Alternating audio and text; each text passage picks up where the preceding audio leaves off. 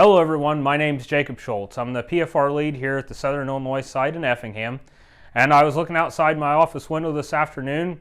I saw how bright and sunny it was, and it really got me thinking about planting this spring. And in doing so, it made me think a little bit about some of the things that we did right last year. And one thing that really stood out to me was our talc graphite replacement trial. So basically getting rid of your standard 80-20 talc graphite and bringing in seed lube with either a biological, a biostimulant, or a micronutrient pack in it to help set that seed out for success.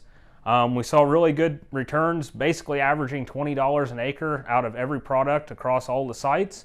So really this is a great thing to try, especially whenever you get into that early, cool, wet situation where that seed's going to struggle coming out of the ground.